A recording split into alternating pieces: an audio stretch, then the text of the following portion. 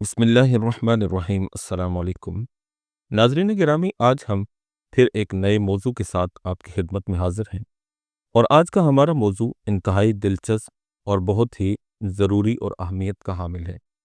آج کا ہمارا موضوع عورت ہے، اور یہ موضوع کیوں ضروری ہے؟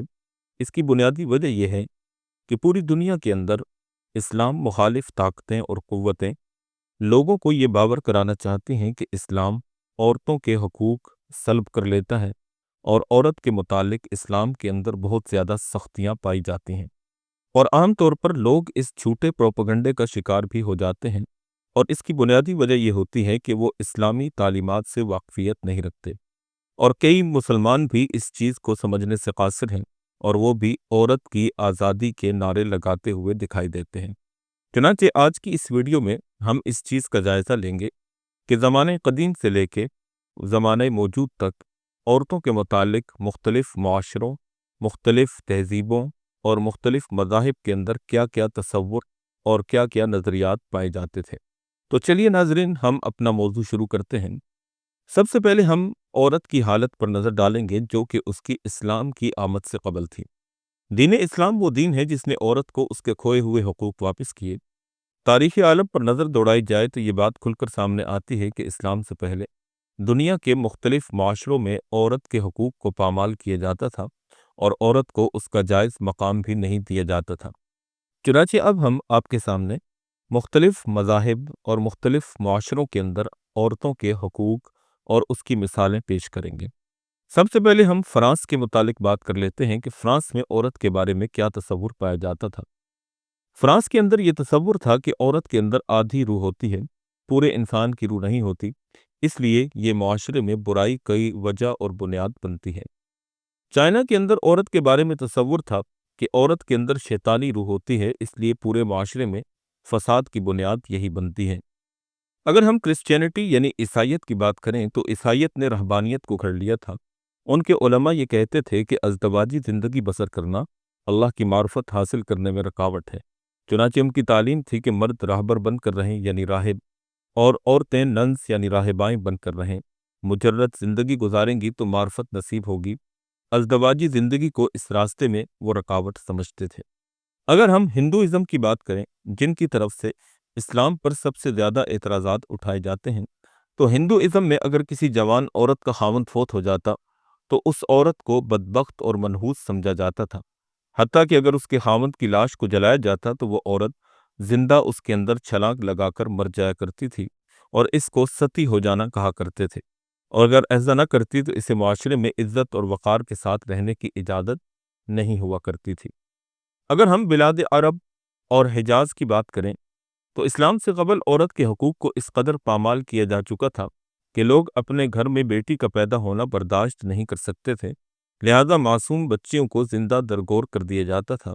اس حد تک عورت کے حقوق چھین لیے گئے تھے کہ اگر کوئی آدمی فوت ہو جاتا تو جس طرح اس کی جائیداد اس کے بڑے بیٹے کی وراثت میں آتی، تو اس کی بیویاں بھی اس کے بڑے بیٹے کی بیویوں کے طور پر منتقل ہو جاتی، گویا اس کا بڑا بیٹا اپنی ماؤں کو اپنی بیویاں بنا لیتا تھا۔ ایسے ہی اگر یہودی مذہب کی بات کی جائے تو یہودی مذہبی روایات میں عورت کو اکثر مرد کے ماتحت دکھایا گیا ہے۔ تورات کے مطابق عورت آدم کی پسلی سے پیدا ہوئی اور گناہ کا باعث بنی۔ عورت کے بارے میں بہت سی مذہبی پابندیاں تھیں، مثلا عبادت میں محدود شرکت اور طہارت کے قوانین۔ البتہ شادی اور خاندان میں عورت کو کچھ حقوق ضرور دیے گئے، لیکن وہ ہمیشہ مرد کے زیر سایہ اور ماتحت ہی رہی۔ اس کے علاوہ وراثت اور اس قسم کی چیزوں میں عورتوں کا کوئی حصہ متعین نہیں تھا۔ اسی طرح اگر ہم بدھ مت کی بات کریں تو بدھ مت کے اندر بھی عورت کو راہبہ بننے کی اجازت نہیں تھی، لیکن بعد میں گوتم بدھ نے اجازت دی، لیکن عورت کا درجہ پھر بھی کم درجے پر رکھا گیا۔ آج کے دور میں بھی بدھ مت کی جو عبادت گاہیں ہوتی ہیں ان کے اندر عورتوں کا داخلہ مطلقاً ممنوع ہوتا ہے۔ مختلف مذاہب اور مختلف نظریات کے بعد اب ہم آپ کے سامنے اسلام کے اندر عورت کے حقوق کی تعیین کے متعلق کچھ مختصر سی گزارشات پیش کرتے ہیں۔ پہلے مختصراً تو یہ سمجھ لیں کہ اسلام نے 7ویں صدی میں عورت کو وراثت، تعلیم، نکاح اور سماجی مقام کے بنیادی حقوق دیے، جو اس وقت دنیا کے کسی اور معاشرے میں موجود نہیں تھے۔ تاہم مغربی دنیا میں عورت کی حیثیت قرون وسطیٰ تک نہایت ہی محدود رہی۔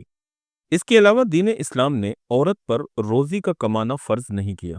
بیٹی ہے تو باپ کا فرض ہے کہ وہ بیٹی کو کما کر کھلائے، اگر بہن ہے تو بھائی کا فرض ہے کہ کما کر لائے اور بہن کی روٹی اور اس کے دیگر انتظامات کا کفیل بنے، اگر بیوی ہے تو خاوند کا فرض ہے کہ وہ کما کر لائے اور بیوی کو اس کے حقوق پورے کر کے دے۔ اسی طرح اگر ماں ہے تو اس کی اولاد کی ذمہ داری ہے کہ وہ کمائے اور اپنی ماں کو لا کر کھلائے۔ گویا کہ عورت کی پوری زندگی اسلام نے روزی کمانے کا بوجھ اس پر نہیں ڈالا، اس کے سر پر یہ بوجھ نہیں رکھا کہ تم نے کمانا ہے اور پھر کھانا ہے، بلکہ اس کے قریبی مردوں کی ذمہ داری لگائی کہ تم نے کمانا ہے اور اس عورت کو گھر میں لا کر دینا ہے۔ یہ گھر کے اندر ایک ملکہ بن کر رہے گی، گھر کی مالکہ بن کر رہے گی، بچوں کی تربیت کرے گی اور گھر کے اندرونی زندگی کے تمام معاملات کو سنبھالے گی۔ اب آپ ہی بتائیے کہ کس معاشرے نے عورت کے لیے زیادہ آسان زندگی کر دی ہے؟ اسی طرح جس دور کے اندر اور جس معاشرے کے اندر عورت کی پیدائش کو برا سمجھا جاتا تھا، وہیں پر اللہ رب العزت نے اور اللہ کے رسول صلی اللہ علیہ وسلم نے اس چیز کا حکم دیا کہ اگر گھر میں بیٹی پیدا ہوئی تو اللہ نے گویا کہ رحمت کا دروازہ کھول دیا۔ اگر دو بیٹیاں ہو گئیں تو باپ کے لیے رحمت بن گئیں کہ ان کا باپ جنت میں اللہ کے رسول صلی اللہ علیہ وسلم کے اتنا قریب ہوگا جیسے ہاتھ کی دو انگلیاں ایک دوسرے کے قریب ہوتی ہیں۔ اسی طرح حدیث پاک کے اندر آتا ہے کہ جب کوئی عورت کنواری حالت میں یعنی بن بیاہی بغیر شادی کے مر جاتی ہے، ماں باپ کے گھر میں رہتی تھی، فوت ہو گئی، تو یہ جب قیامت کے دن کھڑی کی جائے گی تو اللہ تعالیٰ جل شانہ اس کو شہداء کی قطار میں کھڑا کریں گے، شہیدوں کی قطار میں کھڑی کی جائے گی۔ وہ اس لیے کیونکہ یہ کنواری تھی، ماں باپ کے گھر میں رہی، اس نے اپنی عزت اور عفت کی حفاظت کی، ابھی اس نے خاوند کا گھر نہیں دیکھا، وہ عیش و آرام نہیں دیکھے جو خاوند کے ساتھ مل کر انسان کو نصیب ہوتے ہیں۔ چونکہ یہ محروم رہی، اس وجہ سے اللہ تعالیٰ جل شانہ نے اس پر مہربانی کر دی کہ اس کو اللہ رب العزت نے یہ مقام عطا کر دیا۔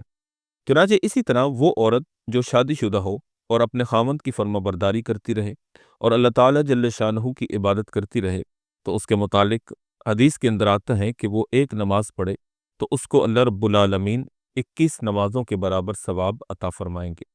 اسی طرح اللہ رب العالمین قرآن کریم کے اندر مردوں کو حکم فرما رہے ہیں کہ وَعَاشِرُوهُنَّ بِالْمَعْرُوفِ، تم نے ان عورتوں کے ساتھ اچھے طریقے سے زندگی گزارنی ہے۔ آج کسی کی سفارش اس کی بہن کرتی ہے، کسی کی سفارش اس کی ماں کرتی ہے، کسی کی سفارش اس کی خالہ یا کوئی عزیز کرتا ہے، لیکن یہاں اللہ رب العالمین عورتوں کی سفارش مردوں سے کر رہے ہیں کہ تم لوگوں نے عورتوں کے ساتھ اچھا سلوک کرنا ہے۔ ایسے ہی اسلام کے اندر وہ عورت جو اپنے خاوند سے حاملہ ہو جائے یعنی پریگننٹ ہو جائے، تو حدیث پاک کا مفہوم ہے کہ جس لمحے اس کو حمل ٹھہرتا ہے اور 9 مہینے تک یا جتنے عرصے تک وہ پریگننسی کی حالت میں رہتی ہے اور تکلیف اور بیماری کو برداشت کرتی ہے، اللہ پاک جل شانہ پہلے دن جب وہ پریگننٹ ہوئی، حاملہ ہوئی، اسی دن اس کے گناہوں کو معاف فرما دیتے ہیں۔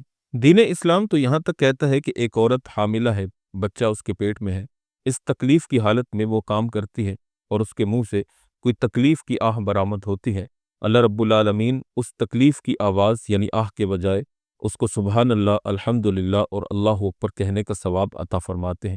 اسی طرح اگر بچے کی پیدائش کا وقت قریب ہو اور درد محسوس ہو اور اس کی وجہ سے اس کو تکلیف ہو، تو حدیث کے اندر آتا ہے کہ ہر دفعہ عورت کو درد محسوس ہوتی ہے تو اللہ تعالیٰ اس کو ایک عربی نسل کا غلام آزاد کرنے کا ثواب عطا کرتے ہیں۔ اسی طرح اگر کوئی عورت بچے کی پیدائش کے دوران فوت ہو جائے تو حدیث میں آتا ہے کہ وہ عورت شہید مری، قیامت کے دن اس کو شہداء کی قطار میں کھڑا کیا جائے گا۔ پھر اگر بچہ خیر خیریت سے پیدا ہو گیا اور عورت کے ہاں ایک صحت مند بچہ جنم لیتا ہے تو اللہ پاک جل شانہ ایک فرشتے کو حکم دیتے ہیں جو اس عورت کو آ کر کہتا ہے کہ اے ماں، اب تو فارغ ہو چکی ہے، تجھے گناہوں سے پاک کر دیا گیا جیسے تو اس دن پاک تھی جب تو اپنی ماں کے پیٹ سے پیدا ہوئی تھی۔ ناظرین گرامی، آپ نے سنا کہ اسلام کے اندر عورت کے ایک ایک قدم کے اوپر، ایک ایک عمل کے اوپر اللہ پاک جل شانہ کس قدر عظیم اجر عطا فرماتے ہیں۔ کیا دنیا کے اندر کوئی اور مذہب ایسا موجود ہے جو عورت کو ان تکالیف پر اجر اور ثواب کی امید دلاتا ہوں اور اس کے لیے جنت کی بشارت اور اللہ پاک جل شانہ کی رضامندی کی خوشخبری سناتا ہوں؟ یقیناً دنیا کے اندر کوئی مذہب ایسا موجود نہیں ہے سوائے اسلام کے۔ چنانچہ اب ہم آتے ہیں ان اعتراضات کی طرف جو اعتراضات عام طور پر عورت کی آزادی کے متعلق یا عورت کے حقوق کے متعلق اسلام کے اوپر کیے جاتے ہیں۔ عام طور پر یہ پروپیگنڈا کیا جاتا ہے کہ جی عورت کی دیت عادی ہوتی ہے، عورت کی گواہی عادی ہوتی ہے۔ یہ ایک ایسا سوال ہے کہ عام طور پر نوجوان لڑکیاں اور بچیاں کالجز میں، یونیورسٹیز کے اندر، تعلیمی اداروں کے اندر یا ورک پلیسز کے اندر جہاں پر کام وغیرہ کرتی ہیں، کئی دفعہ کوئی ایسی بات آ جائے تو ایک دوسرے سے پوچھتی ہیں اور حیران ہوتی ہیں کہ یہ کیا مسئلہ ہے کہ ایک عورت کی گواہی کو اسلام نے اور قرآن نے آدھا کہا، اور عورت کی دیت یعنی خون بہا جس کو دیت کہا جاتا ہے اس کو بھی آدھا قرار دیا۔ اس پروپیگنڈے کو سامنے رکھتے ہوئے بہت سی خواتین اور مرد متاثر ہو جاتے ہیں اور یہ سمجھتے ہیں کہ شاید اسلام نے عورت کے ساتھ یہ زیادتی کر دی ہے۔ تو آئیے ان اعتراضات کا مختصر سا جائزہ آپ کے سامنے پیش کر دیتے ہیں۔ امید واسق ہے کہ ان جوابات کو سن کر آپ کے ذہن میں موجود خلفشار اور تمام قسم کے اعتراضات خارج ہو جائیں گے۔ سب سے پہلے یہ سمجھے کہ دیت کیا ہوتی ہے۔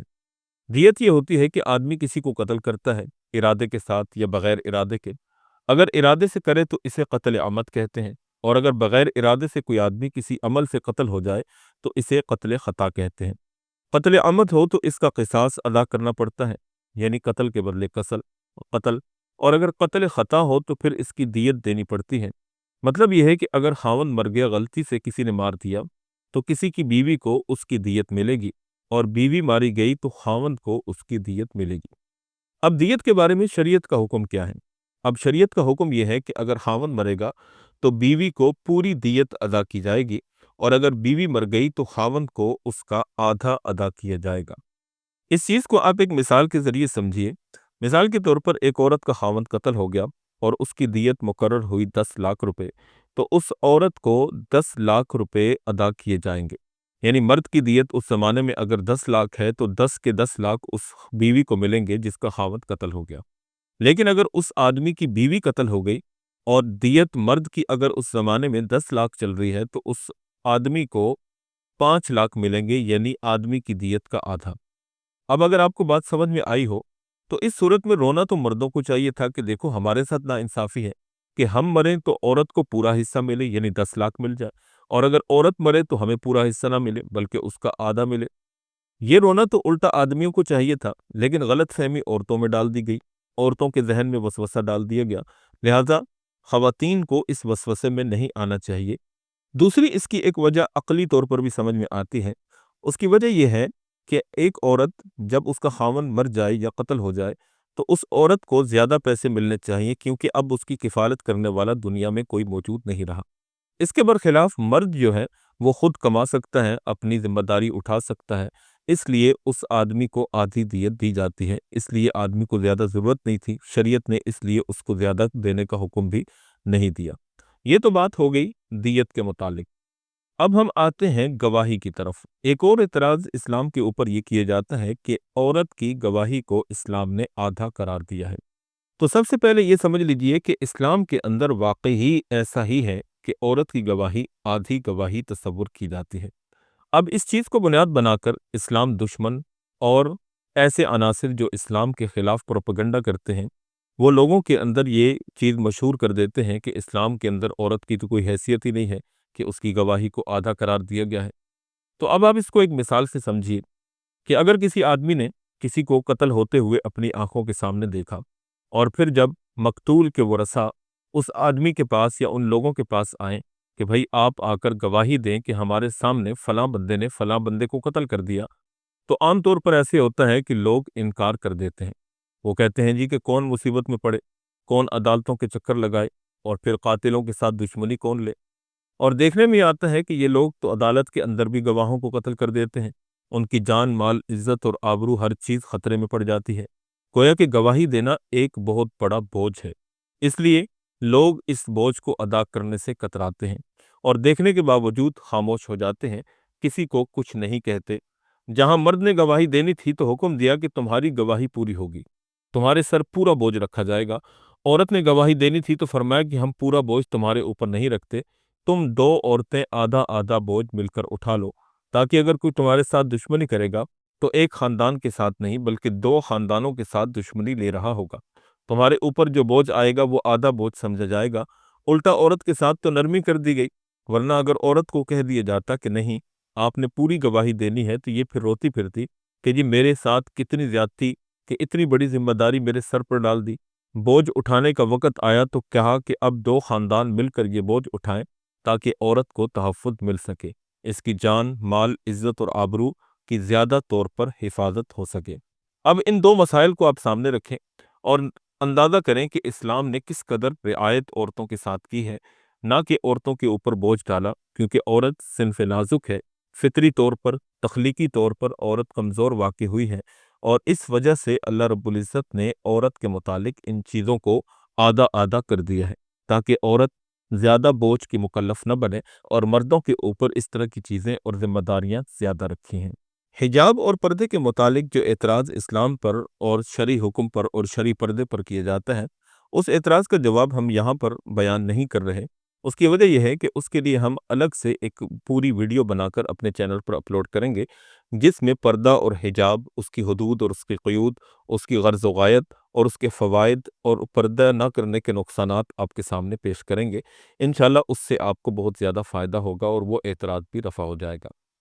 اس کے علاوہ دوسرے پارٹ کے اندر جو عورتوں کی خود ساختہ آزادی کا نعرہ ہے، جس کو عورتوں کی آزادی یا فیمنزم کہا جاتا ہے، اس کی حقیقت، اس کی تاریخ بھی ہم نیکسٹ ویڈیو کے اندر آپ کے سامنے ضرور بیان کریں گے۔ امید ہے کہ آپ کو عورت کا مقام اسلام کے اندر کیا ہے اور دیگر مذہبوں، معاشروں کے اندر اس کی حیثیت کیا ہے، اس تقابلی جائزے سے آپ کو بہت سی چیزیں سیکھنے اور جاننے کو ملی ہوں گی، اور بہت سے اشکالات اور بہت سے توہمات آپ کے ذہن سے نکل گئے ہوں گے۔ اگر آپ کو ہماری ویڈیوز پسند آتی ہیں تو مزید ایسی معلوماتی، تاریخی اور علمی ویڈیوز کے لیے ہمارے ساتھ جڑے رہیے۔ اس کے لیے کرنا صرف آپ نے یہ ہے کہ ہمارے چینل کو سبسکرائب کر لیجئے اور گھنٹی کے آئیکن کو پریس کر لیجئے، تاکہ ہماری نئی آنے والی ویڈیوز کے نوٹیفیکیشنز آپ تک پر وقت پہنچتے رہیں۔ اپنا بہت سا خیال رکھیے گا۔ اللہ حافظ۔